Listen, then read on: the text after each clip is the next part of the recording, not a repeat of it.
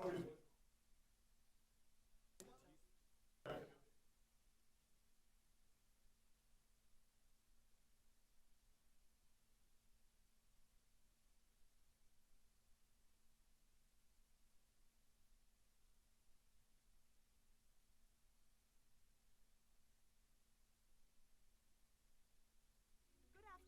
and welcome to our Glendale City Council workshop.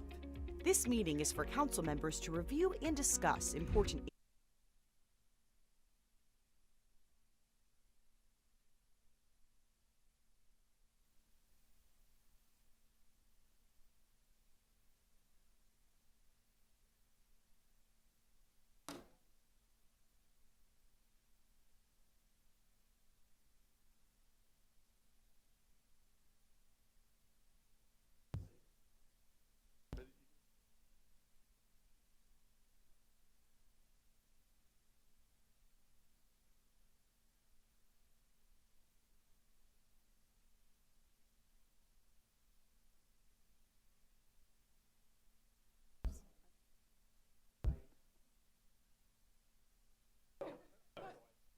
Hello.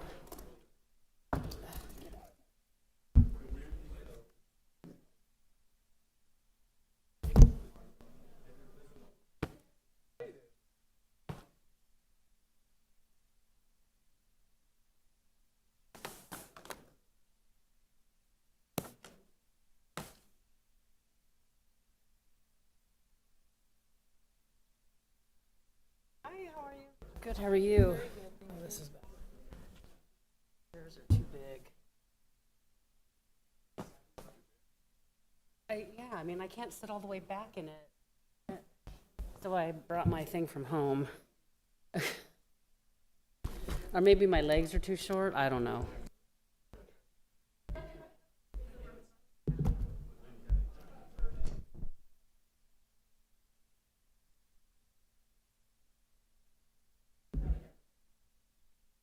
I had to tell Matt I can't be at the shopping.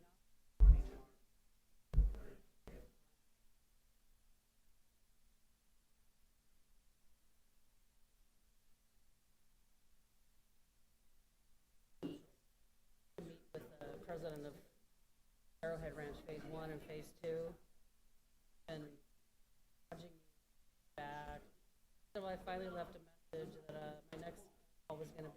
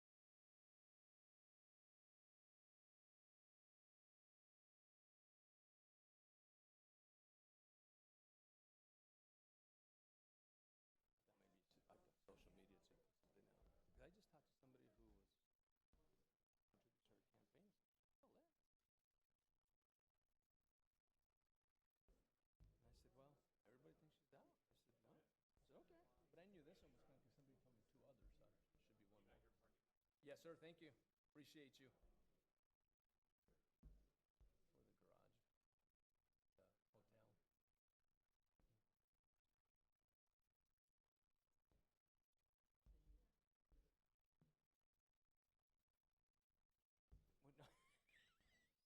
No, I didn't mean that. I meant I snuck into the media center itself. Was going to a cap. Good afternoon, and welcome to our Glendale City Council workshop. This meeting is for council members to review go, and look. discuss important issues, projects, and future council meeting agenda items. It's a work-study session only and allows the council to hear input from city staff. No action will be taken at this workshop, and there will not be an opportunity for public comment. This meeting is streaming live on Glendale's Facebook and YouTube pages and the city's cable television station, Glendale Channel 11. Thank you for joining us.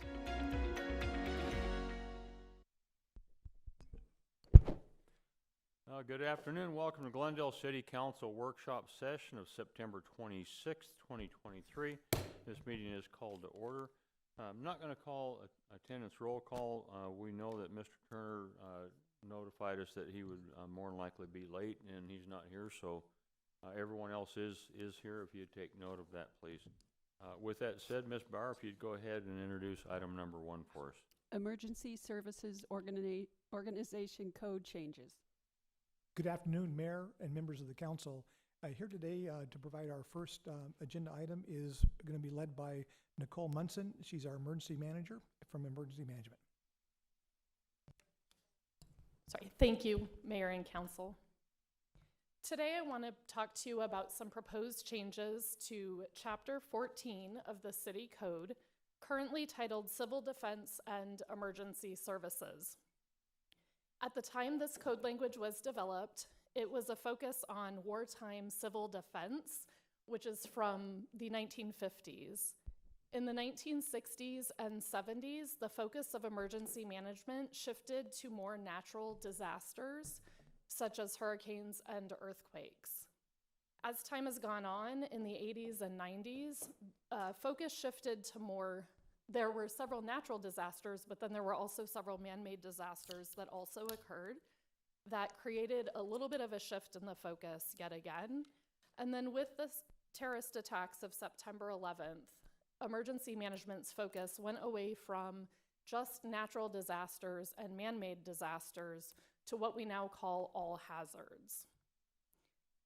The proposed amendments will allow for alignment with certain related ARS state statutes related to emergency management, and it will also align with the Federal Emergency Management Agency doctrine and best practices. These amendments also modernize the language to reflect the focus and terminology of the emergency management discipline as it currently stands, and it will increase clarity on roles and responsibilities of our emergency management organization. What I'd like to recommend is that an ordinance be proposed to amend City Code Chapter 14, again, currently titled Civil Defense and Emergency Services, to modernize the language and bring it into alignment with state statute, and then also to consider this amendment at the council voting meeting on October 24th. And that's the end of my presentation. Council members, any questions? I have one. Go ahead. Thank you. I've been seeing different places that there's going to be a nationwide test of the emergency broadcast system on, I think it's Thursday of this week. October 4th. October 4th. So are we, just so that, you know, we don't have residents that don't really know what's happening, are we doing social media and putting out information to Yes. to know? I haven't seen anything, but I just want to make sure that we're notifying residents that this is a nationwide test of the emergency broadcast system. Yes, we will provide information to public affairs for that, or communications for that. Are they already doing that? No, we'll get that information to them so they get it out. Okay, yeah, because it's the day after tomorrow. It's October 4th, next week. October 4th, Yeah, next week. Okay, sorry about that. That's I guess I'm wishing it was October. All right, thank you. you're welcome. Okay, so On this particular item, you just need a consensus to bring this back? Yes, Do we please. have consensus? There you go, thank you. Thank you. Ms. Bauer, item 2. Presentation of the city's modern data platform. Mayor, members of the council, here to provide the staff report on the second agenda item will be led by our Chief Information Officer, Feroz Machida.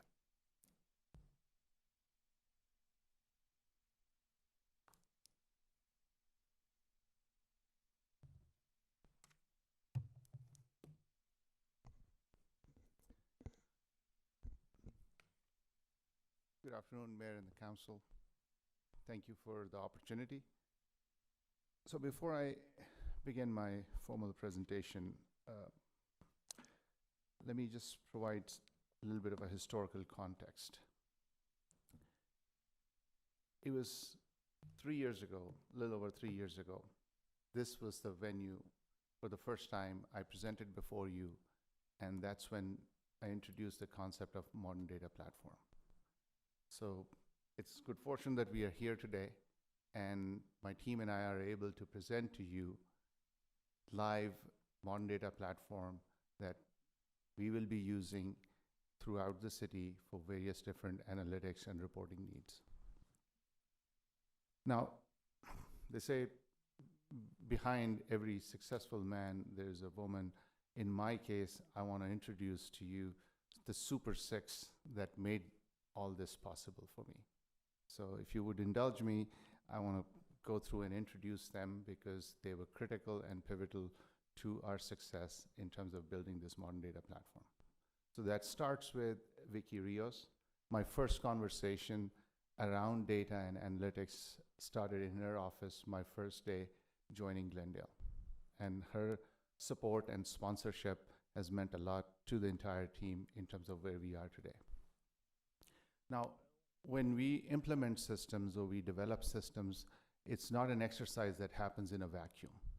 It's an exercise that happens with equal participation from your subject matter expert. And that brings me to Megan Elgin. I met her again during my first round of introductions and meetings, and she was kind enough to introduce me to the process that she and the rest of the finance team goes through to produce the monthly council report. You are the primary audience for that report. And all I can say is the current process as it stands, which Megan will describe, is an arduous process, requires a lot of diligence and attention to detail, because what I call, in simple terms, a lot of Excel gymnastics. But we produce that consistently. It requires a lot of time and commitment, and you'll hear about it, how we are transforming that process into a much more efficient and effective process for you. So as this idea took hold of modern data platform, we were short on project managers. So your deputy CIO, my deputy CIO, Arlene Camello, stepped in. She took the responsibility to manage the project. She was just coming off of SCADA upgrade and had some capacity, so she said, I will lead the project, and she's been the leader ever since. And without her engagement and diligence, we would not be here today.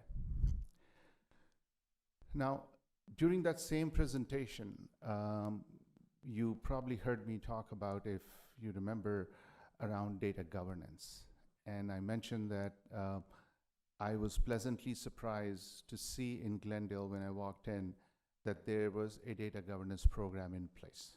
What was missing was the process of leveraging technology to execute on that program. That program as it stands today requires a lot of manual effort from Jenny Durda, who's the next person I was going to introduce, and all the stewards who are throughout the city. And you will see how we have automated that part of the process. And this, by the way, was the stretch goal for our modern data platform. So we added this as a scope or a challenge to ourselves to build this as we were building the platform, so you can see it in action today. So Our team was young and small, and as we started this journey, our data architect, who was our full-time employee, decided to retire, so we lost a critical resource. So we partnered with INISoft. So Ifat Tariq is a Chief Digital Officer for INISoft, and she'll be part of the presentation. So she'll talk about project execution, how we went about executing this project. So you'll hear from her. And the last and the most important resource in this constellation of stars is our analytic artist, Swati Muthukumar. Swati is fantastic with the technology and analytics as it's concerned, and she has a range to handle multiple tools and technologies. What is most important is that her ability to connect with the users, able to engage them, train them, guide them how to use the tool effectively. So not only she developed the solutions and participated in this modern data platform, she actually conducted some training for our police department for the use of Power BI, which is the analytics tool that we would be using along with Tableau. So I want to recognize them for their commitment, participation, and rest of my team, because this is just the leadership, but there's a team behind this whose professional commitment, dedication means a lot. And without their support, this would not have been possible. So with that, let me just kind of walk you through what our agenda looks like for this presentation. So we're going to briefly talk about how we went about developing this platform, things that we considered, approach that we followed, and then we're going to talk about some of the benefits of modern data platform. And I'll show you a visual representation that will allow you to at least connect with what this modern data platform is all about and how it benefits us as a city. Ifat Tariq will then talk about project, the scope, the execution of it. We'll invite Jenny Dura to talk about the governance piece. Megan Elgin and Swati are going to talk about how the current report is developed, how the future report would look like, what are some of the benefits and advantages. You'll see the demonstration of this system live in action. So this is not a slide presentation. You will see the system as it exists now.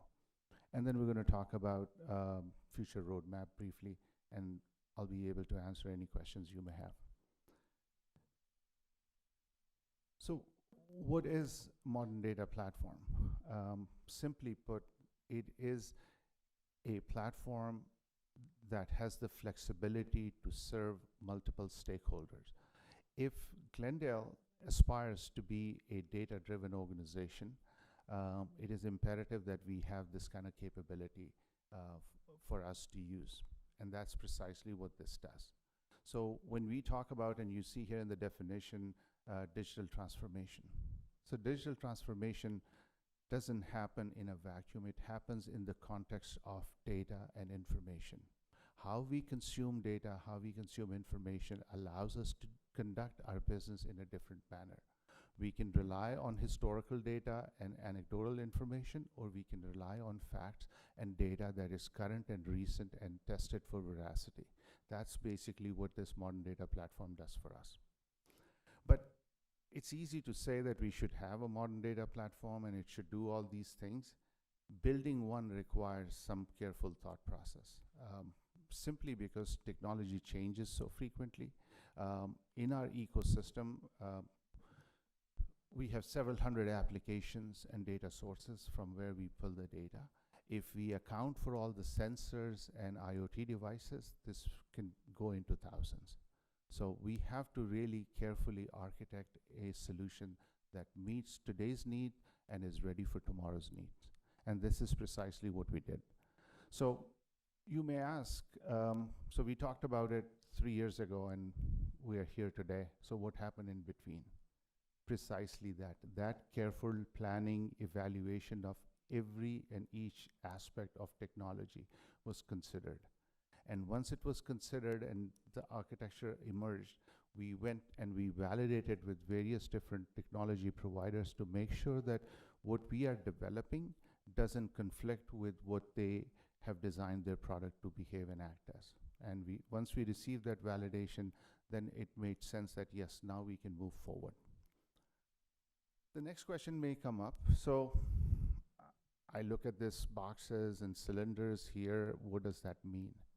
How do we look at it in the context of a common real life situation? So if Glendale was a healthy human being, modern data platform would be that circulatory or cardiovascular system.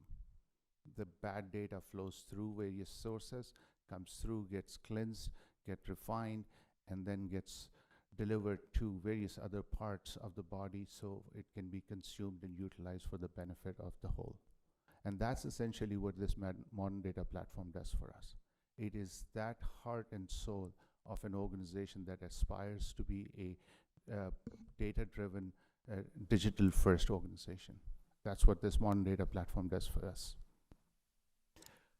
So as we were designing this, we wanted to make sure that we address all our stakeholders and their needs.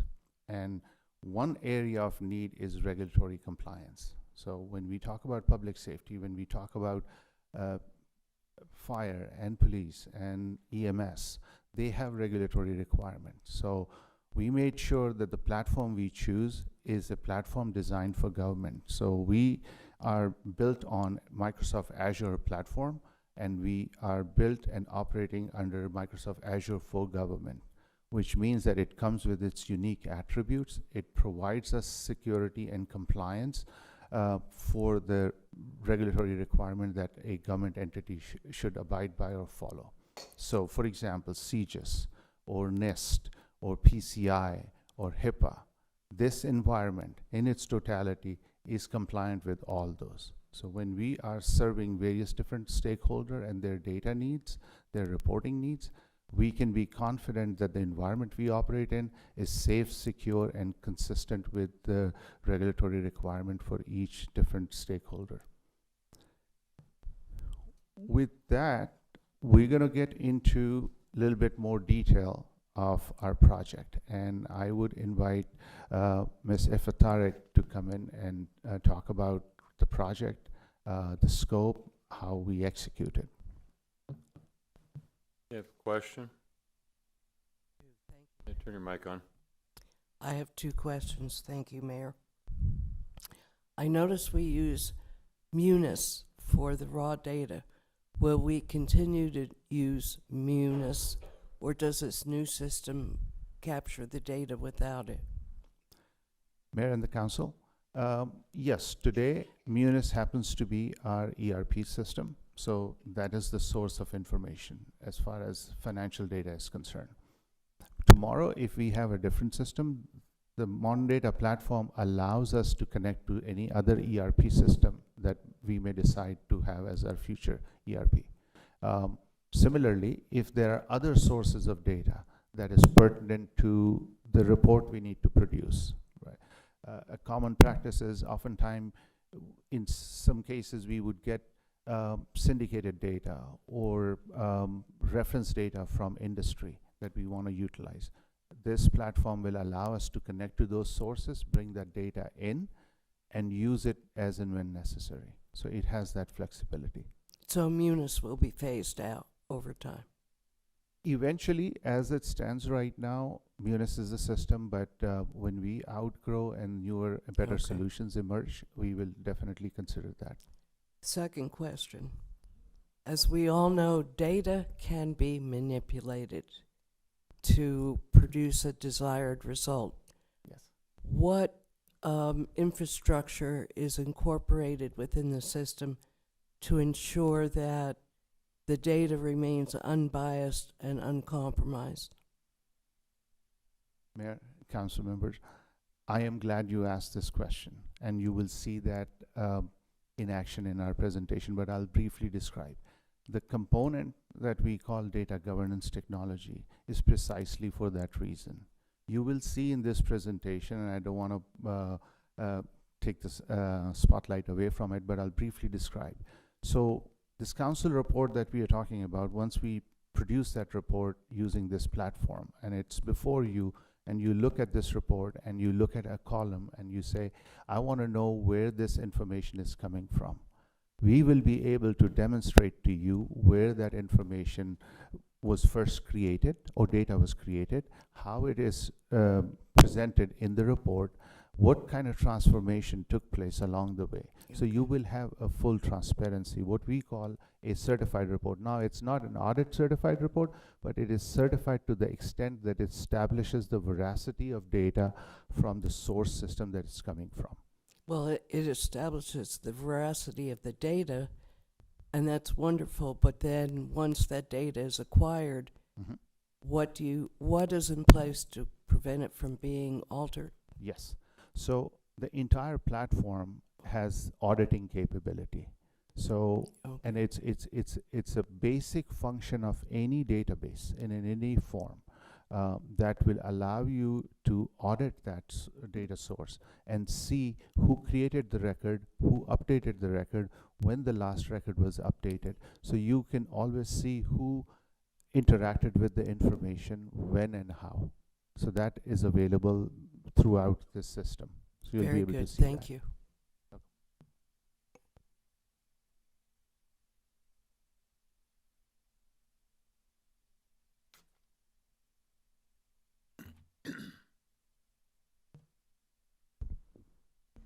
Thank you, Mr. Murshia. Good afternoon, Mayor and Council. In our project scope, for the modern data platform, we followed a phased approach. During the phase 1, we designed an enterprise intelligence architecture, introducing the technology and the functionality which is efficient, scalable, and sustainable. We did our first use case for budget and finance department, with the council report serving as our first deliverable. Embracing a data-centric approach, we implemented 3 vital components: data lake, business intelligence, and data governance. The data lake was stood up to accommodate council report data from Tyler Munis, also known as Simplicity, supported by our automated data pipelines, which were created in the data warehouse, Snowflake. Once the data was successfully onboarded for business intelligence, Power BI, we created dynamic dashboards for the seamless monthly auto-populated council reports using data sourced from our data lake. Lastly, under the data governance, we implemented Colibra, the data governance platform for the city. We laid the foundation for an operating model, data stewardship practices, automated workflows, and lineage tracking. Through these efforts, we have equipped the city with the capability to make well-informed, data-driven decisions. In regards to the current monthly council report, it is notably complex and heavily reliant on manual efforts. This entails manually calculating every chart on the report, including the summaries for each operating fund. This is a manual process, consuming a minimum of 3 hours for our budget and finance team to download, transform, validate data, and generate a report. Furthermore, this is a significant amount of data handling and file maintenance, increasing the risk of errors in data or report generation. Ms. Elgin will provide detailed explanation on how the current report is generated. With our modern data platform, we're streamlining the processes. Data onboarding, transformation, and validation will be automated, freeing up our budget and finance team to focus on dashboard review and adding custom summaries as needed. This change will boost efficiency, cutting report generation time to under an hour. With the number of reports currently being generated across the city, these tools, modern data platform tools, will significantly reduce manual labor and speed up report turnaround citywide. Looking into the existing data governance process, the city currently maintains a data governance structure which is based on the internationally recognized DAMA framework, an institute which sets standards for data management. Data inventory and assets are currently tracked using Excel sheets and undergo annual review by Data Oversight Committee. There are data governance policies and procedures in place which are shared on city's intranet. To fully harness the capability of an enterprise data governance framework, the city recognizes the need for a platform to guarantee data security, accuracy, availability, and usability. In our strategy of enhanced data governance, we have seamlessly integrated Colibra into our enterprise intelligence architecture. The strategic implementation is composed to transform cities' data-related business processes by streamlining governance activities and offering cross-functional teams a unified platform for a data discovery and fostering shared data understanding. Ms. Durda will further enlighten into Colibra's potential and its role in advancing in cities' data governance maturity and other essential data initiatives. But now I would like to welcome Ms. Elgin, Controller of Budget and Finance, who will walk us through the current council report process. Thank you, Mr. Rick. Mayor, members of council, our current process is a very manual process of running reports out of Munis, having to extract them and dump them into Excel. And then we have some timing issues when we're running those, that if anybody's entering data in the system while we're running it, we have to kind of run them again and make sure all of our detail and summary level data tie out so we can do budget and monthly data comparisons. In order to, once we get it out of Excel, we have some mapping in there that we do to consolidate it into some of the groupings that you see on the reports.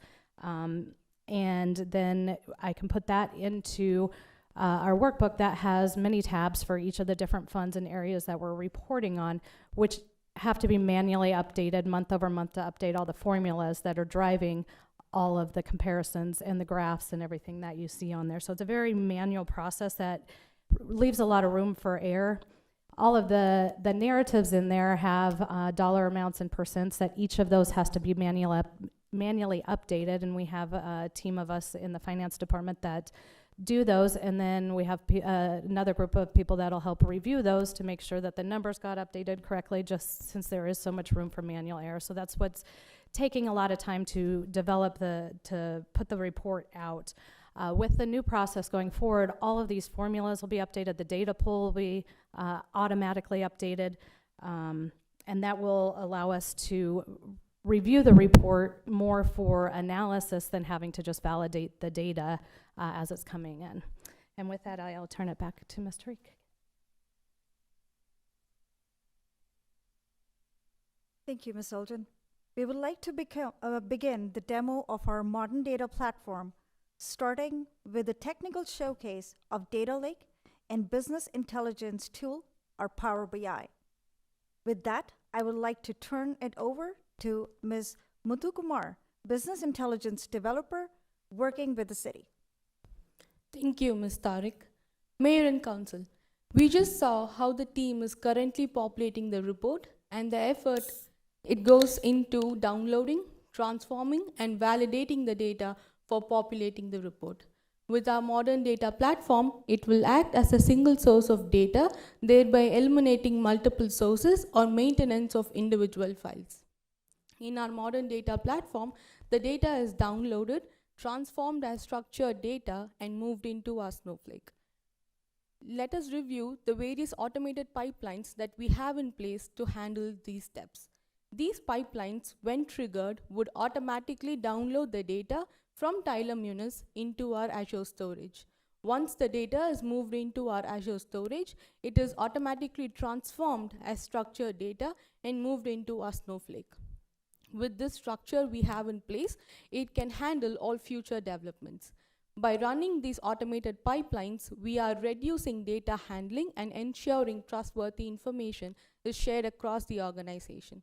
Once the data is downloaded into our Snowflake structured information, it is now ready for our business intelligence tool to connect to it for reporting purposes.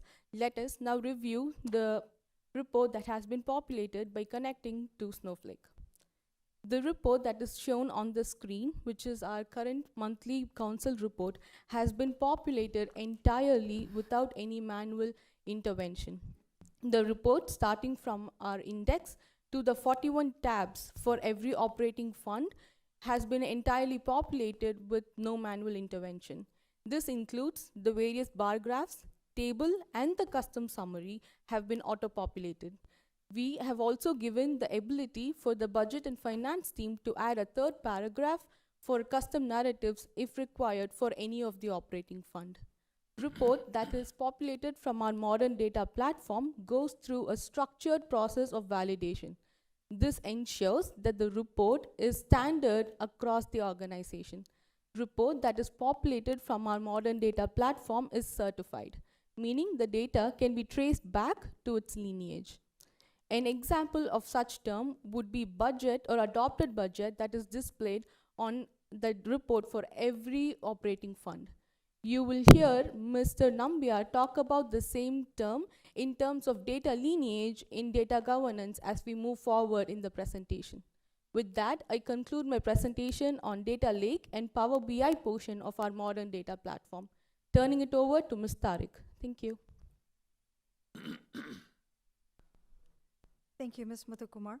Next, we would like to move to our data governance team to talk about the current process and the technical demo of Colibra, which is the data governance platform for the city. With that, I would like to invite Ms. Durda, Interim Director for Organizational Performance. Thank you, Ms. Tariq. Good afternoon, Mayor and Council. As Mr. Murshia and Ms. Tariq mentioned earlier in their presentations, our current process for data governance from an administration standpoint has a solid foundation and basis in industry best practices and research. We have the culture, the knowledge, and the will to execute data governance, but we lack the technology to support it. One fundamental piece of a data governance program is the data inventory. The data inventory is the information about what data we have, where it lives, what it means, the quality of that data, and most importantly, where it is being used. Without a technology solution, we have been running data inventories as a manual process. This process has data stewards in each department assigned to annually update a spreadsheet about all the data that they have in their department. Because it's a manual collection, we knew we could only ask a few high-level questions. So we focused on the who, the what, and the where of the data. We asked who the data stewards are for each department, for each data set, where the data are found, and at high level, what they contain. There's much more that we want and need to collect to grow Glendale from a data governance standpoint.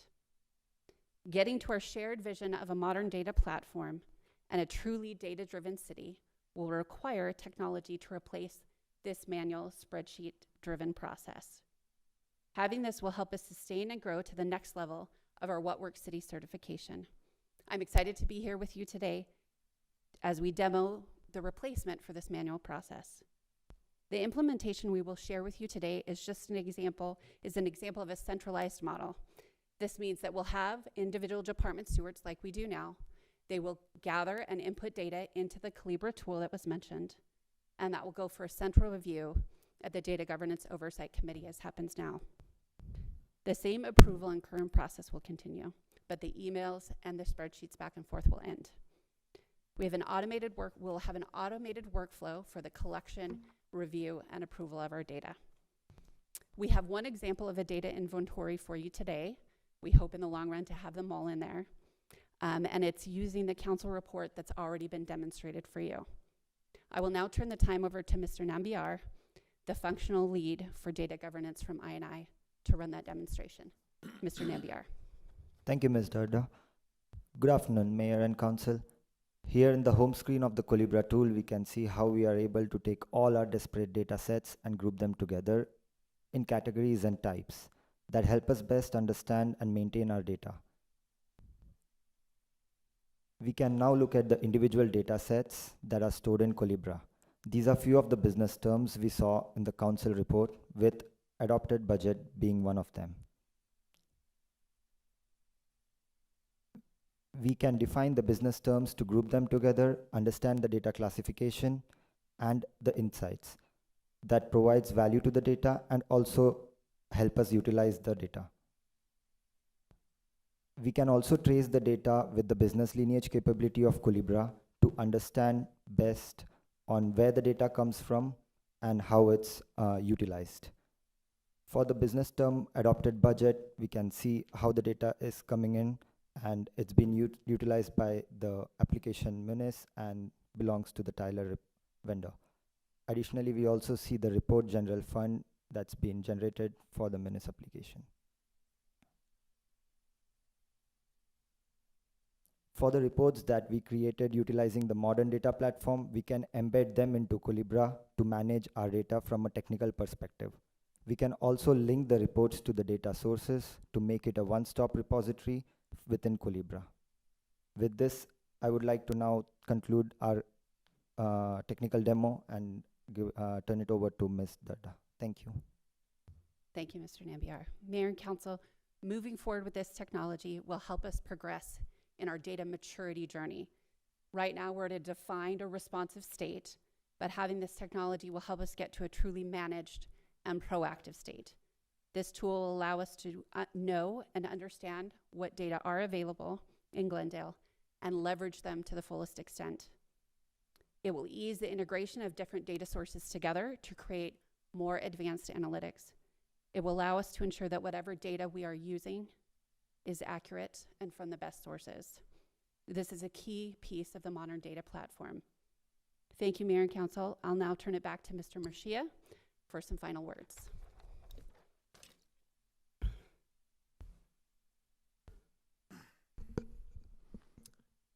Mayor and the Council, so what's next? With this foundation, I can safely say sky's the limit. But let me just give you a slightly different perspective in terms of the work that we are doing, team. So this team was working on multiple use cases simultaneously. We chose to present this one because it directly impacts you. This is information that you use and consume on a regular basis. But we are simultaneously working on GIS as part of our modern data platform, so geospatial data. And Ms. Darda was talking about the Colibra from data governance perspective. So the data governance manifests itself in many different forms. So geospatial data also requires governance so that we have accuracy in our planning decisions when we leverage that technology. We are probably the first city, besides various different federal agencies, who are working with Colibra to develop the GIS data governance standards, and we are leading that in terms of developing a practice. So when we do next presentation around our GIS, you'll be able to see some of those examples as well. Another important point as far as future roadmap is concerned. On the 28th of August, we had our third IT summit. This is the event, we do it annually. We invite everybody, so all the leaders from various different departments, along with our city manager's office, we come together and we look at business initiatives that we want to undertake and the role of technology. We had a dedicated session around data and analytics. And out of that one session, we have almost about 100 requests just in one session, and not counting for all the others that we have already accumulated. So there is a heavy demand. There is a reliance on data-driven decision-making. What we are doing right now is looking at that entire demand, classifying and grouping them together into complementary initiatives. And once we do that, we confer with our business partner to make sure that the alignment is right, and then we put together an execution plan and we move forward. So that's kind of roadmap for the future. Have a question? Go ahead. Thank you, Mayor. All of the data that you've shown us today appears to be mostly financially oriented. And that seems to be the focus of data collection and presentation. But there's plenty of other data within the city. And the two that I just think about offhand are demographic data. What about water usage data? Are you going to be creating platforms, data platforms for other, I'll say departments in the city, or is it just focused on the finances? Mayor and the council, excellent question. This was an example we chose to present here today. The platform is meant to serve all stakeholders. It's not solely built for financial data. As I mentioned, GIS, we have several dashboards that are already in use, leveraging this platform around our drought management. So from a water services perspective, they can use that. There are at least 6 or 7 dashboards. And just to give you a perspective of what we have developed and what industry has said.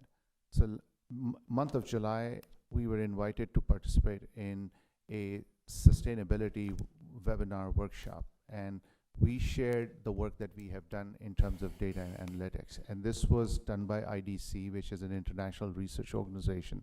They invited us and various different other agencies and entities and private sector companies. We were able to demonstrate how we are doing leveraging data in terms of our sustainability effort. So to answer your question, yes, this platform can incorporate many different sources and address many different reporting needs. Similarly, facilities has set of requests coming to us because they need some specific reports. We will be producing those out of this platform also. Thank you. Very good. Thank you. Thank you, Mayor. So I have actually, I went back and found an email exchange that I had with Ms. Rios because I was looking for these financial reports in December and then again in May. And at least as of May, the last report we had was June 30th of 2022, the end of that fiscal year. And then she did mention this data lake was going to make this was a tedious process. This was going to be streamline this, because I don't know whether everybody else is interested in receiving this information on a monthly basis, but I feel like it's important information for me to have to be able to make good decisions, budget decisions about where the city is financially, especially looking at revenues. State revenues are down, so that's a concern. My question is, and actually the last, I just looked, the last monthly report was for April, and it's almost October. So my one question is, will this speed up being able to produce these reports? And I haven't been sent a report automatically in well over a year. We were getting them just mailed to us automatically. Does this system allow for it automatically to be pushed out to the council, these reports, when they're generated, so we don't have to ask for them or go looking for them? Mayor and the council, yes, the answer to all those questions is yes. You can schedule this report, and the platform has the capability to identify who should be receiving this report and at what frequency they should be receiving that report. So we have that capability once the system is officially rolled out. We were waiting for this presentation to happen, so now that we have done this part, we will roll it out, so you will be able to receive this on a scheduled basis. And yes, it does streamline the process. As you heard, what took several hours and a lot of diligent work, now it's going to take less than an hour, and most of it would be automated, even the publication or the subscription of that report for various audience. So, Mayor, if I could, so there shouldn't, I mean, how long of I mean, obviously to close out a month, there's going to have to be a lag time, but I mean, Yes. we shouldn't be, right now it's been, in fact, they posted a whole bunch after I asked for them, but I have to go and look and see if anything's been posted to actually review these reports. So we're not notified, or haven't been in the past notified, that this information is available. But what kind of lag time is there? So because it's, the generation of the report, you said, is simple, but I mean, no more than probably lagging 30 days. So like by the end of, for example, let's say September, by the end of October, you should be able, or November 1st, you should be able to generate the report? I don't have this specific lead time for me to provide you here, but I can certainly find out and tell you exactly what that lead time would look like. Okay. And then when the report would be generated, so you can understand the cadence of receiving that report, and then we can schedule it. So you don't have to ask for it, it'll be made available, whatever mode of communication we choose. Right. Well, I would like to at least have it be known that I would like the council, those reports to be automatically pushed out to the council without us having to request them as part of this new data lake. Thank you. Absolutely, and that is the capability. Mayor, Go ahead. I have one more question because it was prompted by what Councilmember Tomachoff asked. This information is critically important, for example, to the finance department. Yes. Can they access daily reports that update the status of various funds? Mayor, council member, yes, the purpose of this platform and the report is precisely that. What you may need at a frequency you may need is different from somebody who is in the middle of day-to-day operation. So their view and their report will have a slightly different feel, but same information, but in the context of the work that they're performing and the frequency at which they need the report. So yes, the answer is yes. Okay, and hearing that, then it shouldn't be that difficult to push out those reports to council on a monthly basis. Thank you. Absolutely, thank you. Mayor. Go ahead. Thank you, Mayor. Similar to the software or program we have that's titled Follow Your Money, you're familiar with that. We have several major projects coming up, and if the bond is successful, then there'll be many, many more. Will this system help for internal and external purposes for project management? So similar to Follow Your Money, Follow Your Project. So the DCRP project is one of them. Don't know when it's going to start, don't know when it's going to end, don't know where we are in the process. We are because we get some updates, but is there a way that this could refine that so when those projects are loaded, we can go in, log in, and take a look, see where a project is, where the expenditures are? Is that something that your team can create, or does this do it? As far as is the platform capable of, Mayor, Council, as far as the platform is concerned, yes, it is capable. Is it available right now at this moment? No, because we took defined use cases and we worked on those to complete those. But certainly, once we understand the requirement, we can do that. I will make one fine distinction. There are two things as far as system is concerned. This is a reporting and analytics platform, which means that it collects information from operational systems and provide that information for decision makers to make certain decisions. It's not going to be a project management tool, but it will be a project reporting tool. So you can look at the progress report, you can look at the financial spend on a given project, but it will not give you the details of is this task or this activity sequenced correctly or not. That's part of a different system, which is a project management system. Thank you for the clarity, and that, what you just mentioned, would be helpful as well. I know we get some updates from our finance team, but having it in the system would be great. And similar to the question that the Vice Mayor had, I too was wondering which other departments could this work in, because in the report, someone wrote that it would enhance services. So not today, but as you move on through this, I'd like to know which specific departments and where is the service now and where could it be with this system? Absolutely. As we, Mayor and the Council, as we undertake different use cases and various different departments and their needs, we will be able to identify the context in which the report is being utilized.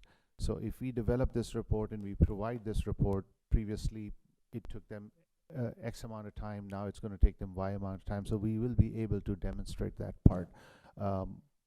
For today's presentation, we took one example which was more relevant to this audience here, but as we undertake more use cases, we will be able to define that. How is that information being used in the context of a given process?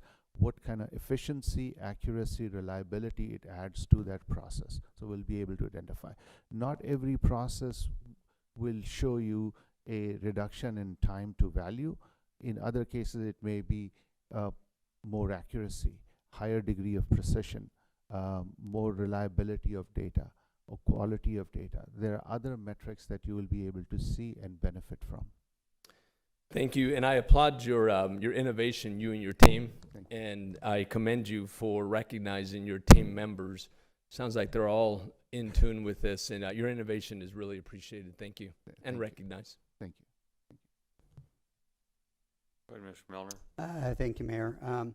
We all know that data, good data provides information to make good decisions, and I want to also recognize all the efforts that have gone into to create this type of innovation.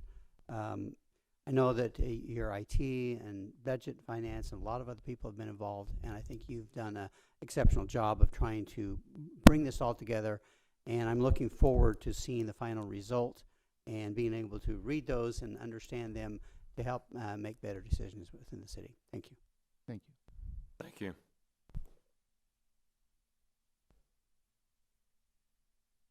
Ms. Bauer, item 3, if you would. Downtown Campus Reinvestment Project Update. Mayor, members of the council, I'd like to update the council this afternoon a little bit on what's going on. The next 10 to 12 weeks with the DCRP are going to be very significant with some major milestones along the way. So I did want to walk you through what kind of where we're at with this project and to kind of give you some heads up on kind of some different benchmark activities. First, this particular schedule has been updated to our website, so we're going to try to keep all this information current on our forward-facing website so our stakeholders and our citizens can track along as well. We are still on track to deliver a ribbon cutting on a new downtown campus by the end of 2025. So at this point, we are still moving forward along that schedule.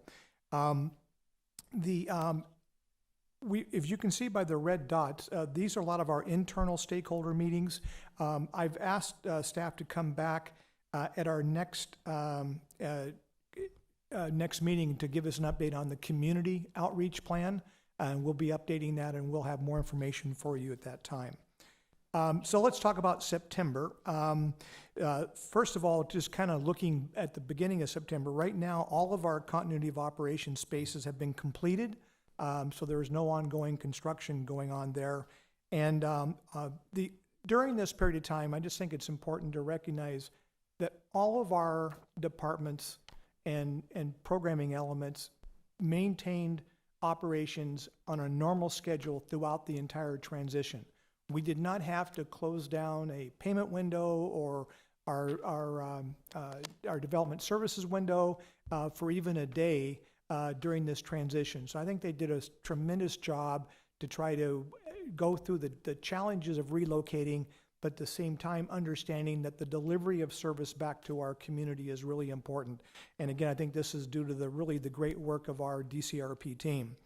Right now is a lot going on kind of behind the scenes, and we're currently in design development submissions. And so what our project team is doing is they're looking for pricing validation, and that's all taking place this month. So the architect and design team are engaged with our contractor, and they're not only looking at the internal assumptions for pricing and modeling, but they're also now reaching out into the external markets and making sure that things haven't changed significantly that would impact the pricing component of it. Right now, all of our internal FF&E, furnitures, fixtures, and equipment, that salvage effort has been taking place this month, and we've been able to redeploy a tremendous amount of equipment and fixtures and furnishings to other departments within the city. So we put a word out to all of our managers and department heads. They brought staff down to see if there were things that they could use for their department, and so that has been taking place. We've now started the external portion of our salvage for that, and Field Operations has reached out to a number of our not-for-profit partners. These are the ones that we've already have set up with community services. But as you know, we also asked, open it up if the council had some not-for-profits they'd like to be notified. And so we've reached out to them to say, come down and you can take a look at what's there. We have some timelines for when it needs to be removed from the building, but that is ongoing. And then once that is completed, then we'll do an auction. And that salvage auction will begin later next week. Now in October, we kind of start working on a number of things. One, we'll have completed by October the move of Econ Development. They actually moved last week. We're still working through some at the Westgate office. We're working through some IT issues, but I've been told they should be resolved most likely by the end of the day. Community Action Program staff will be moved on September 29th. And then the mail services, which will be going to the space as part of the Bank of America parking garage that we own, they'll be moving out next week, but are actually in the process as we speak today. So that's moving forward. We expect to have all of the FF&E to be auctioned and removed from City Hall by the end of October. So at that point, everything of value should have been stripped out, and that really sets up the facility then for the next step.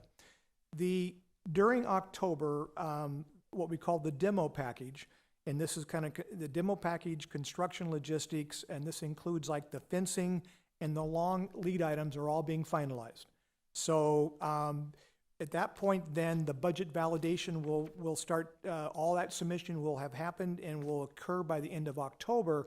So then as we get into November is when we really start getting engaged with some decision points along the way.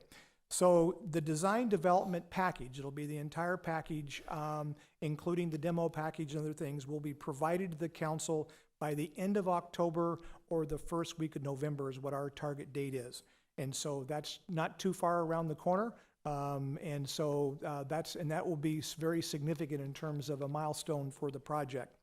On November 28th, we will hold a public workshop, but it'll be a council workshop for design development package and construction site logistics. So this is when we'll have some finality to the different action items, and we'll have that in a workshop on November 28th. And we're calling this GMP2, so this is Guaranteed Maximum Price 2. This is the second package. The way we've broken this down is different decision packages for the council. The first one the council took was earlier when you approved the hiring of the architect and the design team. That was our GMP1.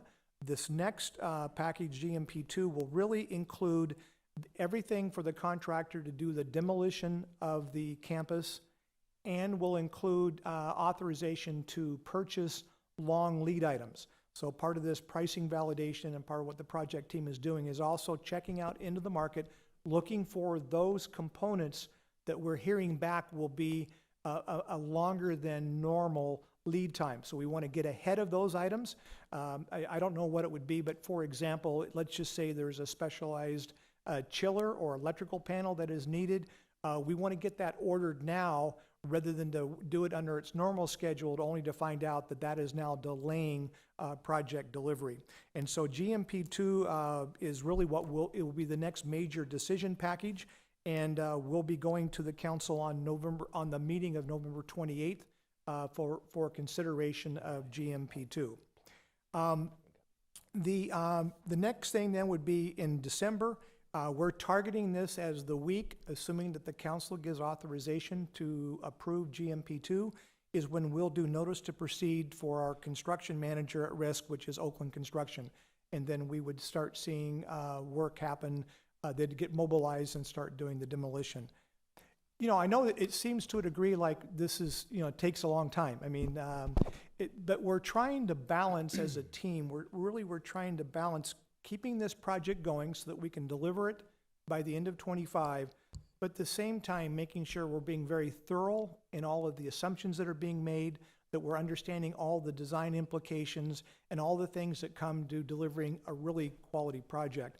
So again, the next 12 weeks is going to be rather aggressive for our team. We'll be having a lot of interaction, and but that's kind of where we're at right now. So at this point, I would be more than glad to answer any questions the council has. Mayor? And I've got Eddie here as well that can answer any specific questions I may not be able to. Go ahead. Thank you. Thank you for the presentation.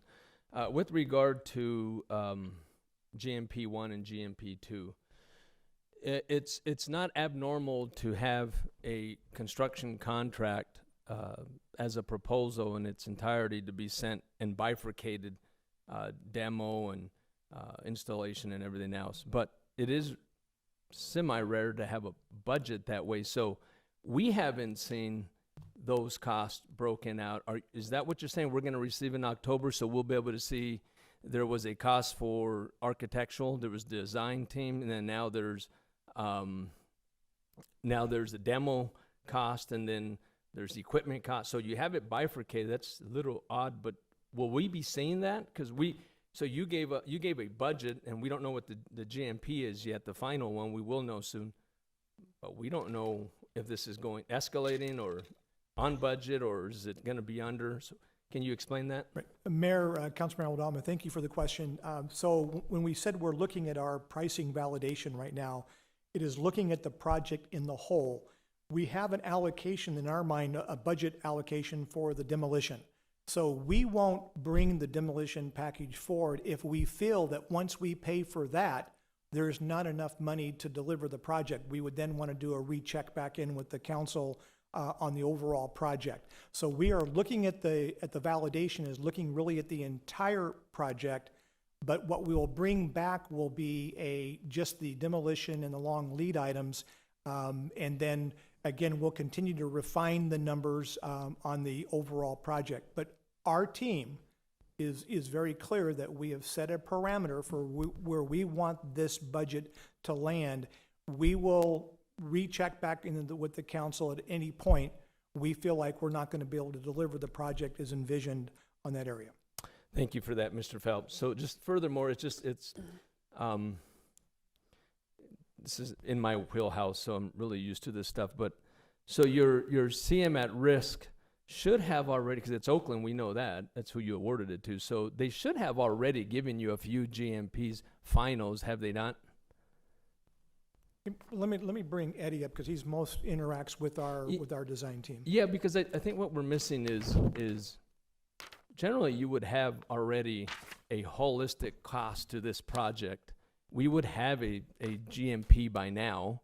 You already have Oakland on board, and I know that with FF&D and equipment could change budgets, but to say that we're going to have a demo pay for it and we don't know if we're going to have enough or we do have enough, that's why we should have a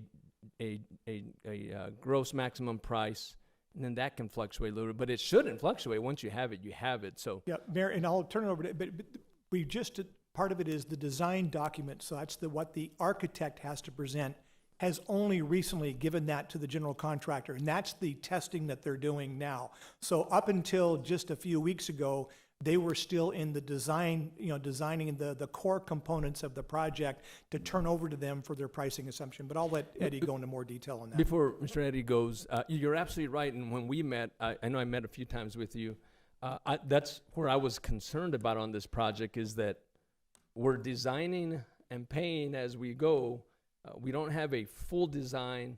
Here you go. Here's what we're designing. Here's what we approved. Here's what we're paying for, and this is the gross maximum price for it. We're like designing and paying for as we go. So if you can explain how that's working and just explain some of the questions I had.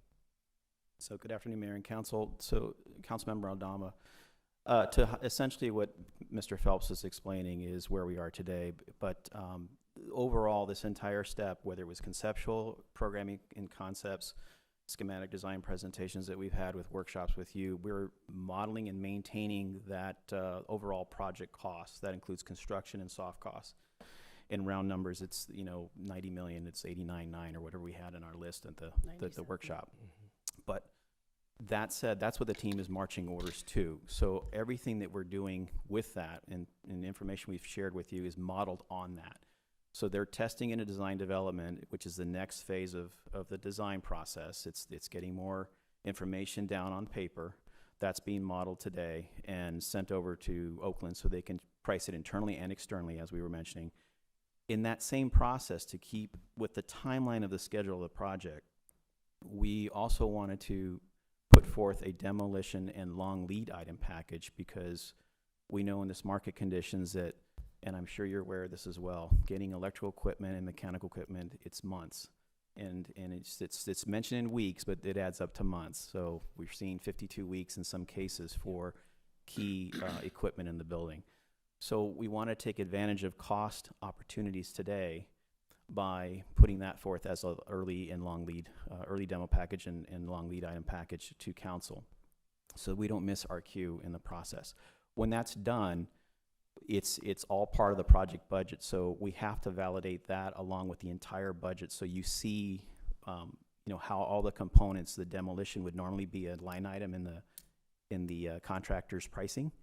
Sure, you would see that together, but a total GMP is all done in the modeling. So the reason we break it down into GMP so it adds up to the total that we're looking for. And the only way we can do that is to continue to model these and test them in the marketplace. Thank you for that. And yes, the lead times are exactly what you said. And if you don't get started now, you won't be opening in winter of 25. So I guess so 97 million is what? It's 90 million in round numbers. We were at 89. Okay, so 99. I believe. So have you received any GMPs that are close to that, or that's our budget and that's our final? We ain't going over that. Have you had any GMPs at all? Preliminary? These are they are cost estimates or probable cost estimates. So for us, internal our nomenclature for us on GMP side, Mayor and Council, the way this works is that the GMP is your contract that you're signing for that component of scope of work, whether it's one large piece or several components that are broken down. Prior to that GMP being signed, we go through budget estimating to test the waters. So that's what we're doing. The first GMP that you actually received, I know Mr. Phelps mentioned that is when we signed the contractor and the architect together. There's truth in that. However, the actual GMP number 1 was for the construction for the TIs for the bead and annex. So you passed that in February of this year. So that was a separate line item, a scope of work, assigned a GMP. We managed that to the budget, and now that project's completed. That same process will happen again with this, the overall campus project. So right now we're just in the pricing mode. We won't have a final GMP until we see the numbers all together. But the first step in that next series of GMP process is going to be the demo and long lead item package. So that'll have a scope and a budget assigned to it for you to review and for you to vote and approve. So thank you for that, and I just want to let you know and the city manager know, my questions aren't to imply that I think there's some funny business going on. People don't know what it's going to cost. They hear 99 million, they hear 97 million. We don't know what it's going to cost yet. We know what we paid for design and architectural. We just don't know yet. And so that's the questions I'm prompting, but it's not to assume that I think something funny is going on, but okay, thank you. Councilmember Tomachoff and then Councilmember. Thank you, Mayor. I have a couple questions. So you said 90 million. I'm guessing that is because the 7 million or just around 7 million for the relocations is separate line in the budget. The 90 million is for the City Hall complex, essentially. Is that right? Mayor and Council, that is correct. Okay. I don't know who to ask this to. I've got two questions. One is the demo going to be done basically all the demo, and then, so is it gonna be basically the entire complex fenced off all at the same time? Is City Hall gonna be fenced off at a different time than the park? A lot of people have been asking me, when is the park gonna be fenced off, and how are we orchestrating shutting things down downtown? So Mayor and Council, we are currently working on those site logistics to determine the location of fence lines, not just where the fence is going to be, but also traffic flow, so that we can have a pretty detailed explanation of how construction is going to proceed over the course of the entire project. That's in the works right now, and it's tied to where we are with the design development, so that we understand, the contractor understands the constructability of the project. So those two will go hand in glove. It's in the works right now. This is why we have it going to you all to, by the end of October is what we want to do as part of the budget validation. So you see how the budget's working, how the project status is, and then how the site logistics are working together. So that'll be the opportunity for all of you to see how that is coming together. Okay. One more question about that, then I want to ask about the mail, Mayor. Where will the basically essentially the yard, because there's going to be, they're not going to take the equipment out of downtown and move it back in on a daily basis. So where will that all be kept during, at night, during the weekends? Has that been determined?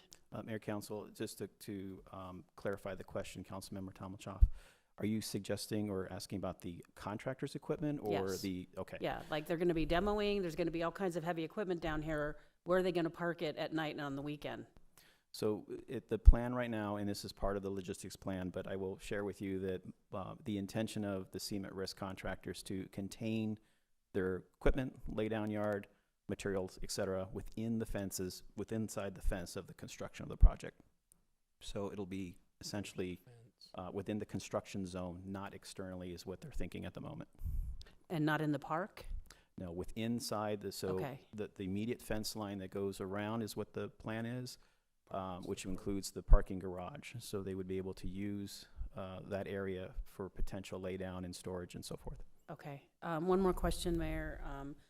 What are we doing about mail? I've had multiple instances since I've moved out of City Hall of things that were snail mailed to me that never appeared at the media center. So, I mean, and I'm not sure that I never even thought to ask about the mechanics of, did you do a forwarding address for all of us? And then it's multiple different, I mean, because everybody's gone to a different place. So how are we sorting and distributing mail so that we get our mail?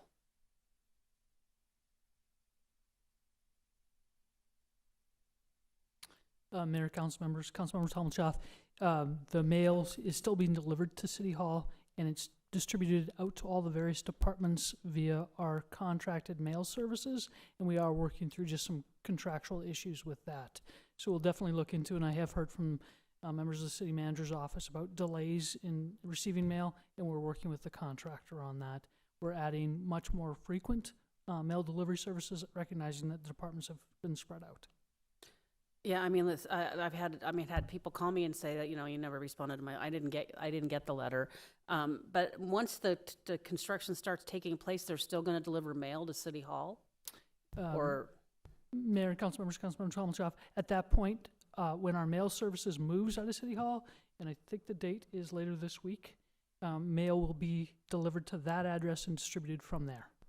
So we didn't want every individual to worry about changing their address, forwarding their address. Mail Services is taking that, and that's a contracted group that we have within the city.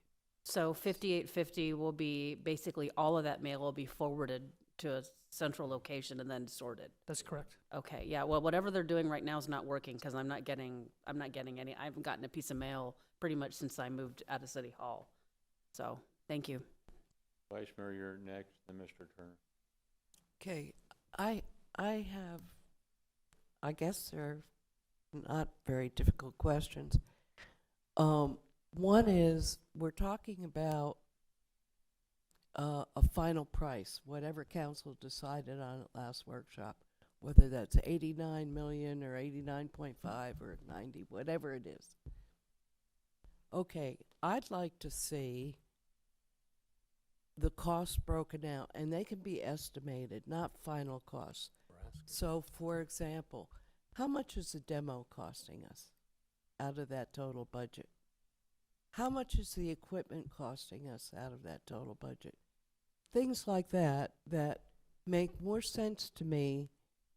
I would appreciate getting that information. And then, secondly, when are we in the public going to see the maybe there'll be 2 or 3 final design concepts for the exterior of the building and Murphy Park and the amphitheater? Because I would think that the exterior of the building might affect the construction internally.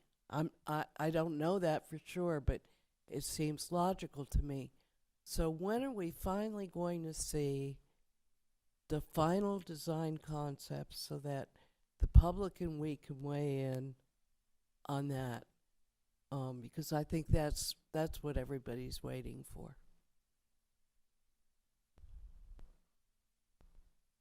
Mayor and Council, I think I'll start with your first question. Yes, the part of the process for the CMERT risk team and the design team is to break things in those categories down so we know how the buckets of money are allocated for the spend of the project. So that's part of this whole process of validation. So will you share that information with council? That's part of ASAP? it. Well, not it's available yet. when it's complete. Right now, Well, it's when do you anticipate it being complete? so based on the timeline that we've presented today in council, mayor and council, we're looking by the end of October to have that whole understanding of the review of the drawings, the pricing package, and sharing that information with council. Okay. And that's part that leads into the second question you asked as far as when you get to see each components and how they may affect those decisions. That's at the same time. So, and this is part of the same process we use for the schematic design presentation. We shared with you what the progress of the team had. Budgets that have been set by those teams together. That's how we arrived at this $90 million in round number budget. So we're managing to that. That's the goal. So that's what was set as targets and communicated to you. And then what we're going to do is essentially in that process of what we did in schematics, we're doing the same thing with design development. We want to present that to you together so you can see it. So it's not just the design by itself, but we don't know how much it costs, or just cost, but we don't know what the design looks like. So we wanted to have that benchmark, that milestone presentation to you, as Mr. Phelps mentioned. After that, depending on the outcome of where we are, we either go and share it with the community again, because we had planned to go back to the community for the building, and eventually with Murphy Park as well, as that gets developed further in details.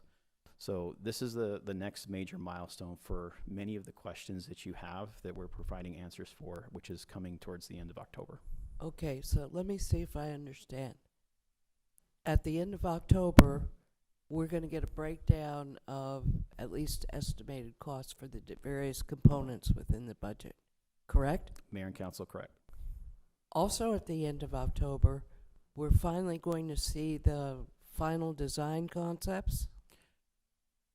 I would call it, Mayor and Council, I wouldn't necessarily call it the final design concept. Well, I but don't it know is, what to call it would be the most substantial development of the project, because after this, the next phase in design would be to continue to create the technical drawings and the details that support that concept, or that design development issue that you see.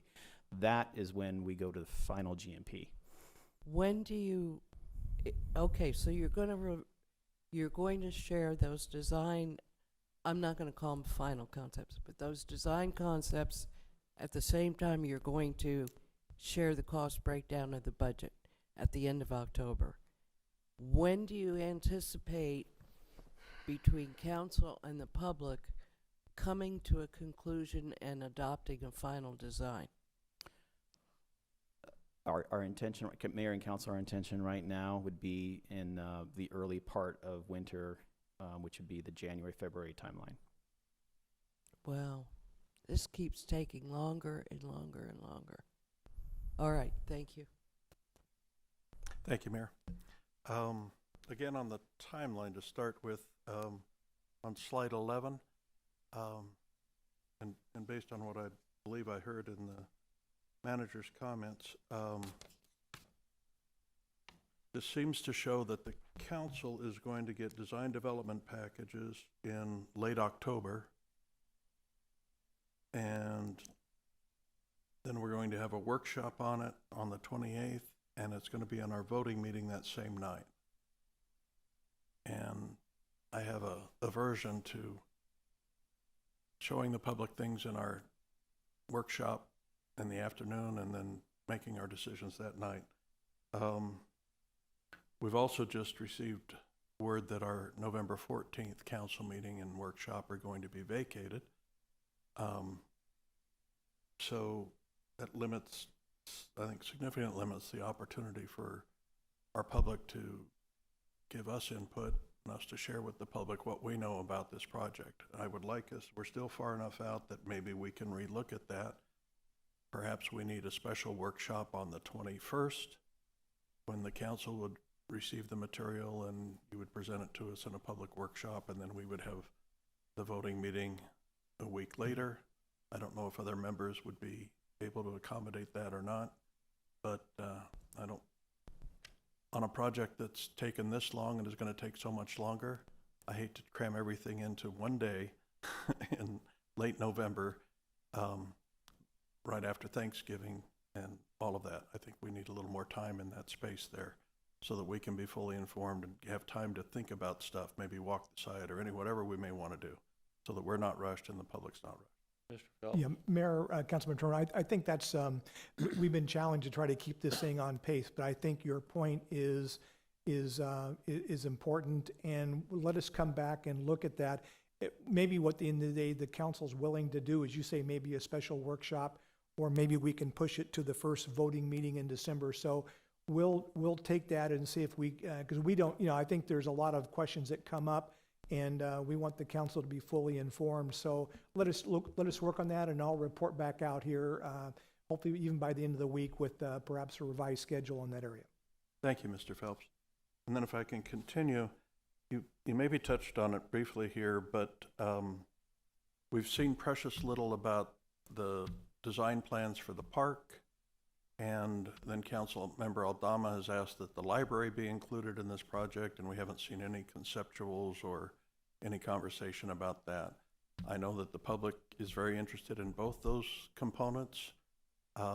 When will we have more to share with the public? When will we be having a public meeting, for instance, like we've had a few of already?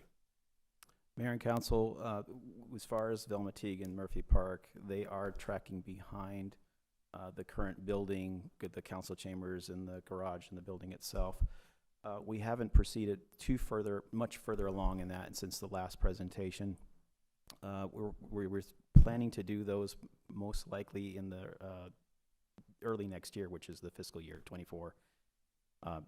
Calendar 24, in the early months is the next opportunity we would have to look at that.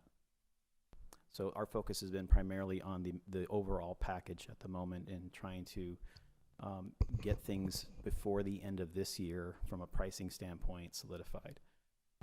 And then I did want to add one thing, Councilmember Turner, is that the voting package, just for clarity, on the date that we were suggesting was just for the GMP2 demo and long lead.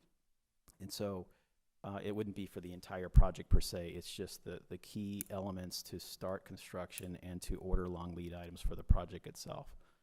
The following GMP after that would cover the majority of what's left of the project itself.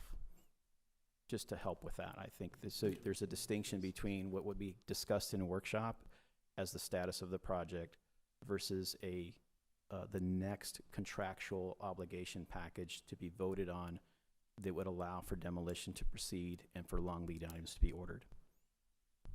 Okay, so we can be filled in more on that this week and exactly what we're looking at. I think that you both appreciate my concerns. You've heard them from me before. So, Mayor, Councilmember, can I maybe add some sir. context? So, because I asked a very similar question in terms of where we're at on the design of Murphy Park. If you recall some of the concepts we showed where we kind of had long kind of lead access points that were ADA accessible without having to have stairs, so we can get all of our citizens to the stage and get them to the seating areas. That has been a real challenge for the design team. And as they've worked with the gradient that they're having to work with, it's starting to change kind of the configuration of how it interfaces with the park. So we really couldn't get too far ahead on the park design, and really until we come back with the council and kind of show the really kind of how the amphitheater is going to be programmed. But as soon as we get that locked in, we'll be able to pick up speed very quickly on that.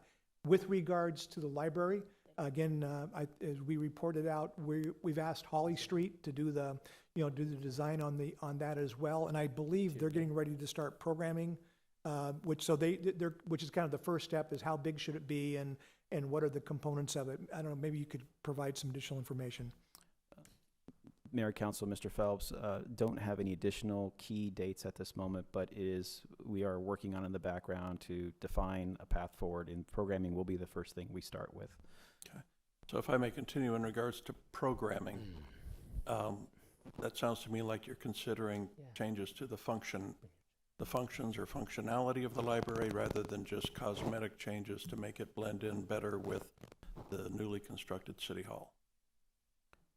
Mayor, members of the council, Councilmember Turner, I think when we say programming, just to make sure that the amount of space allocated for the different components of the library are really updated now, and the existing facility, for example, maybe has too little or too much meeting space or private areas. So the programming is really to work with our library staff and the community to see what are the elements that we should really focus on, and that'll help in the design.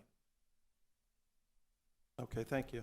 I look forward to those, and I can understand how these are rolling in almost in phases in a way. They're not one phase finishes and another one starts, but they just don't all have the same starting point necessarily, and they'll progress on parallel tracks rather than one singular track. I can appreciate all of that on a project this complex, and how it is important to get started on the biggest, most meatiest part of what we're doing, and that's the City Hall itself. Thank you. Mayor.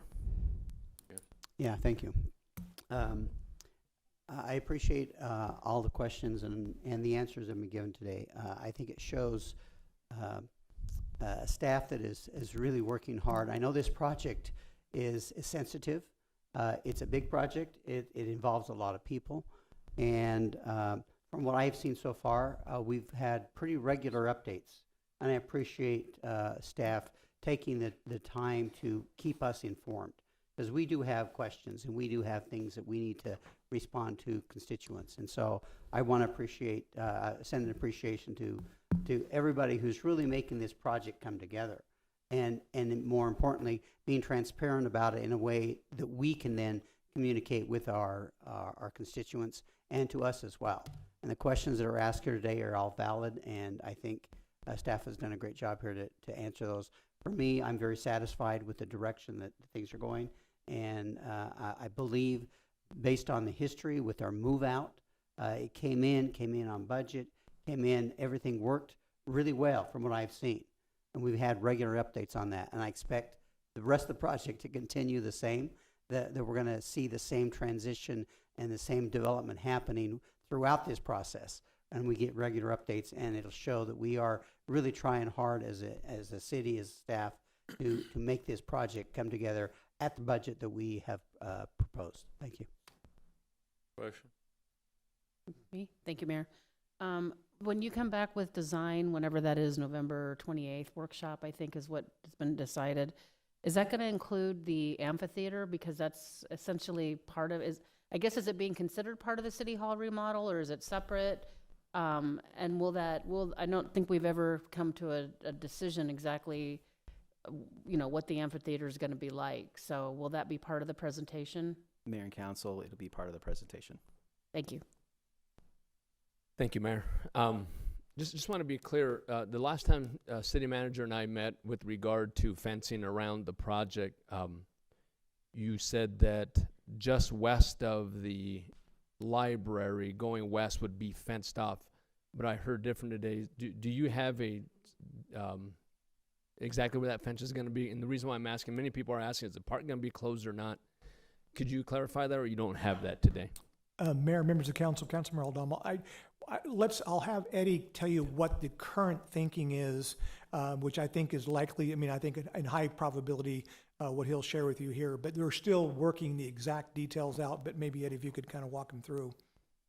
Mayor and Council, Councilmember Adama, yes, so essentially, we want, Velmonte is scheduled to stay open. We want to have clear access to it. So there's, you know, we want to minimize the disruption with everything around the perimeter of the site, number one.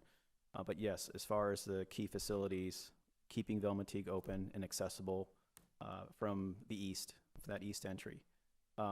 The thinking right now is to have the fence line essentially at the midpoint on the ends of the library.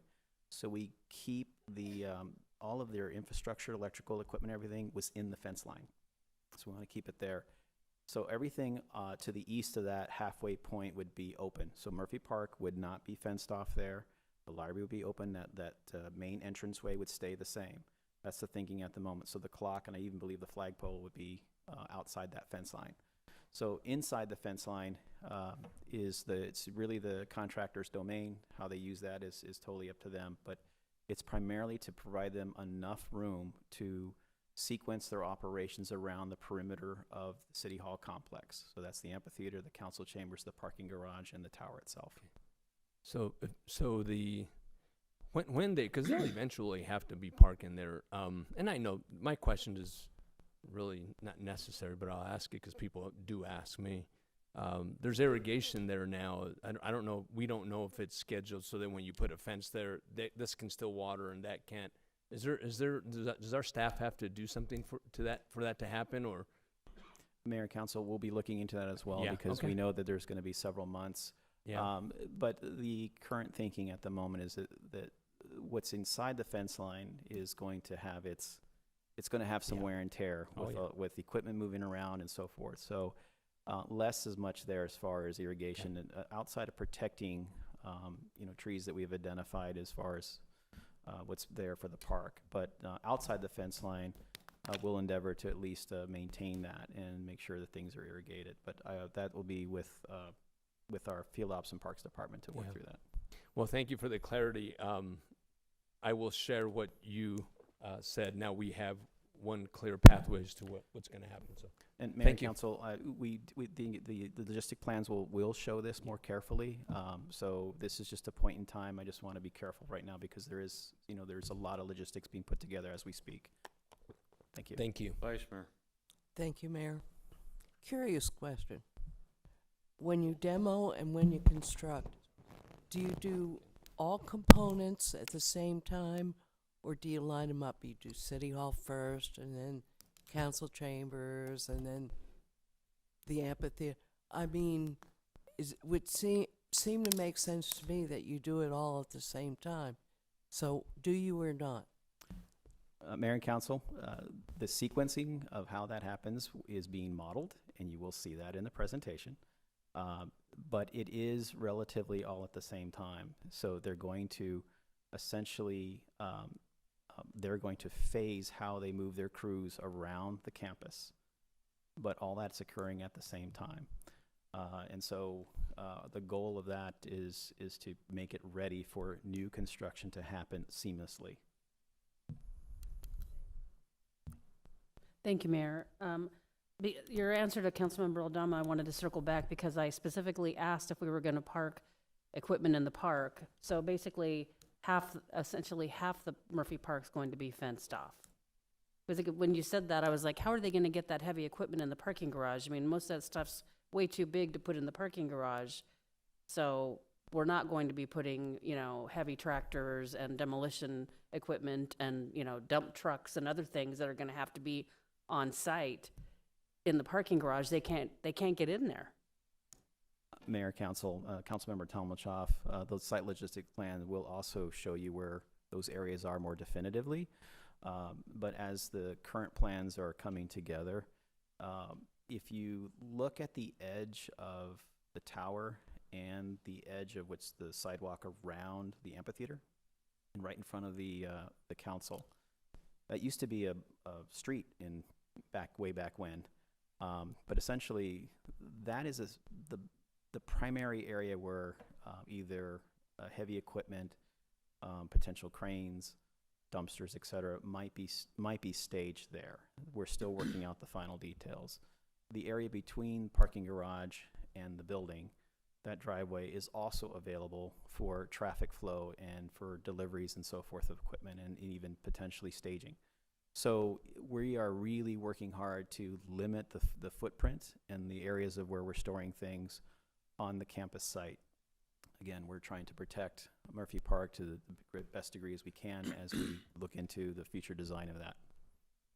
Okay, but maybe I misunderstood. I thought you said that it was going to basically be fenced off on the back side of the library, and that the library entrance is in the front on the street side, on the 58th Avenue side is the entrance to the library. So that goes, I know what you're talking about. It's that winding sidewalk, basically. But basically all the way up to the library essentially is going to be a staging area and a work area that's fenced off to keep, I understand, for safety and other things like that, but and you know, until the bridge is taken down, the breezeway, whatever it's called, between the parking garage, you're still going to have a hard time getting anything really big in there, unless they want to, you know, back up down that hill or something. So I mean, I understand it's complicated, but I just want to make sure that residents are fully informed, because, I mean, this is not my district, but I do have a lot of residents that are very concerned about downtown and Murphy Park and want to make sure that we do everything we can to not damage, you know, things that are in Murphy Park. So if just when you come back, please be clear to us exactly where these fences are going to be and what's going to be accessible and how we're going to maintain, you know, trees, and I'm sure the grass is going to be, you know, going to need to be replanted and all of that. But there's just a lot of, I'm sure probably I'm not the only one that's hearing from residents that are concerned about, you know, how much damage is going to be done to Murphy Park as a result of the construction that's taking place down here. So just wanted to make sure that at least I asked the questions that people are asking me. Mayor, Councilmember Talmadge, I want to make sure, because I know we're not on the same page there. The line isn't to the rear of the Dalmatique. It is at the midpoint, so it creates a little bit more space. And yes, what we intend to do is when we have the plan for fencing, it'll also show the laydown area. It'll show where the construction trailers are going. So it'll be pretty detailed in terms of how the contractor's envisioning using that site. So the fence isn't at the rear of the library. It's about the midpoint, if you're going from east to west, about the midpoint of the library. So essentially, about half of Murphy Park's going to be fenced off. It's I mean, looking at the map, it's approximately about half the park is going to be fenced off. Okay, thank you. Mayor? Yeah, hold on a second. General contractor's not been chosen, is that correct? Mayor, members of council, yes, it has. Yes. Oakland Construction. Okay, because they're the ones that are going to end up deciding where they're going to put their equipment and all that. So we're guessing at it at the best right now. They're going to try to keep it as safe as possible, try to make it as efficient as possible.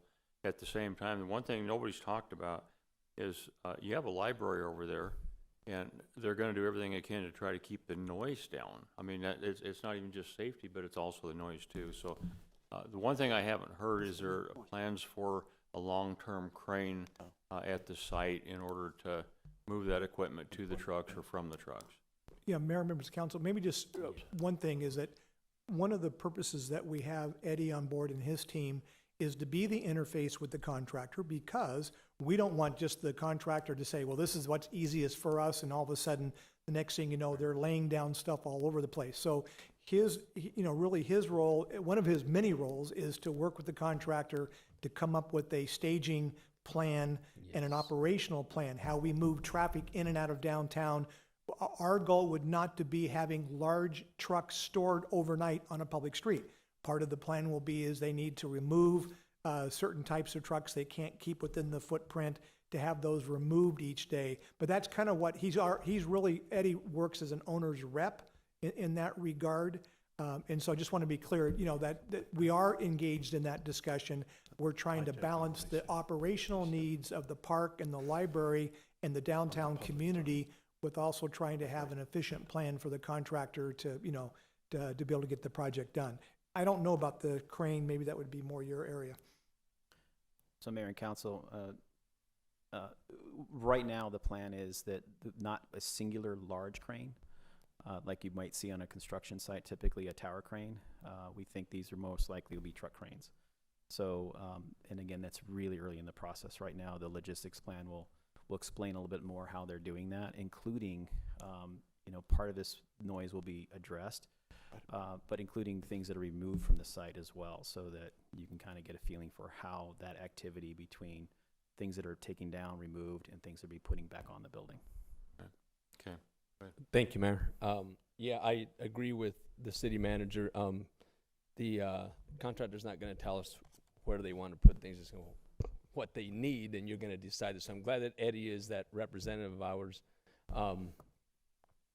But what I've told the residents, and I'll tell them today, I'm speaking to them, that this project has been approved. It's moving through the process. It is going to be a significant project with a lot of inconveniences. There's a ton. You cannot have that project without being having inconveniences to our community and to our staff. We're already all moved around. So I recognize that, and it's just as long as we're following through the process and let people know and letting us know so we can be that advocate for you to let our community know.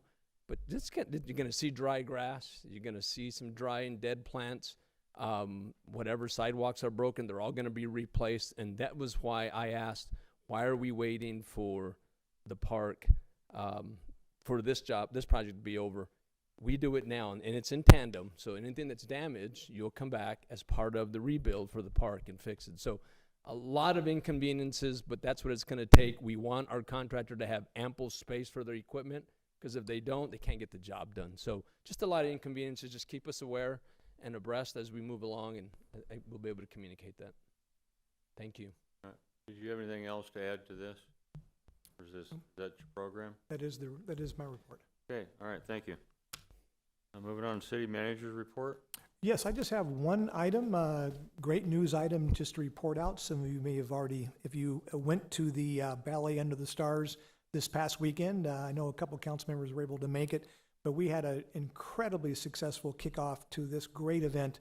And what I understand that historically we've had about 1,000, maybe high of around 1,500 people attend. Staff has estimated almost 2,000 people attended. As you know, special events layered in some other elements to it, like face painting and some other things to kind of make it more of a family event. But what a great kickoff really to our special event season at Saguaro Park. And then this weekend is when we start doing our live series. If you get a chance while you're here at the Civic Center, if you'll go across the street, you'll notice we've gotten the paving has been redone in the parking lot. It's looking really good. And so the first concert is going to start at 1 p.m. We're going to have 3 bands, this coming Saturday. It'll go to about 6 p.m. The theme for this month's is called Fiesta Caliente, and there's going to be food trucks there, beverages, live art installation. So again, this is part of our reprogramming now that we don't have the ability to do it in the amphitheater, but it's really coming together well, and staff has reported out that some of the producers and people who we're partnering with are really excited about it. It was kind of explained to me today that in some ways they can deal better with the flat surface and how to make an event happen than dealing with all the complexities of an amphitheater. So they're very excited about this as a venue for the for the coming months. And I think what'll be really instructive, while we'll have a very aggressive programming likely in the amphitheater, but it now even gives us another venue in our downtown area that we could essentially know how to better program and utilize coming up. But again, great kickoff to our Ballet Under the Stars, and again, we're looking forward to very successful special events schedule this coming fall. And that concludes my report, Mr. Mayor. Thank you. City Attorney's report? No report, thank you. No report? No report. Council item of special interest, Councilmember Aldama. None at this time. Councilmember Hugh? Councilmember Mellor? Nothing today, Mayor. Like the gas are out of you guys or something. No excitement. Councilmember Tomachoff. Yes, Mayor. I'd like staff to provide, I've had quite a few residents asking me they're interested in the bond election, specifically the transportation projects. I emailed the city manager because I was trying to understand the lists myself. The detailed project listing that's posted for the bond projects is pretty different than what was presented to the bond committee in CTOC. There's 2 projects on that PowerPoint that was presented to the bond committee in CTOC that are not on this list, and there are 6 projects on the list that were not presented to CTOC. There's an error here. One of the projects says 67th Avenue to Deer Valley, 67th Avenue, Deer Valley to Beardsley, and then the project says 67th Avenue from Glendale to Bethany Home Road on the same line. And then I was told that they'd all been approved by the council in the CIP, but I only found 3 of the projects that are on the detailed project listing. Only 3 of them are in the CIP. So staff could help me understand so that I can help my residents understand what exactly is being proposed for the transportation projects. I'd appreciate it. Thank you. Councilmember Turner. Thank you, Mayor. I do have one. I'm under the impression that a reporter from the Glendale Independent recently requested information from our city staff, and rather than being provided answers to the questions, he was simply given a city budget book and in essence told to, find the answers yourself. I'd like to first have some fact-finding done to determine whether or not that's an accurate representation of what occurred. And if it is, I'd like to find out who's, behind giving that kind of a response to an entity that by extension represents our public that's looking for information, provides information to our public. I realize I'm a little vague on this, but I want to do fact-finding first and then move forward from there if there's anything to know. Thank you. Vice Mayor? Yes, Mayor, I have one. I would like staff to investigate the possibility of creating a cruising ordinance. Now, this is not directed at the cruisers and the shows that are downtown or held at Westgate, but this is the casual cruising that occurs often in Westgate or perhaps even Arrowhead, I don't know. But I'd like to see if there's a possibility of creating such an ordinance. I think it would be a great tool to help our police department. Thank you, Mayor. Thank you. I have nothing at this moment. Can I get a motion to go into executive session? So moved. Second. I have a motion, I have a second. Any discussion? Hearing none, all in favor vote aye. Aye. Any opposed vote nay. Pairs the ayes have it, do have it. Going into executive session.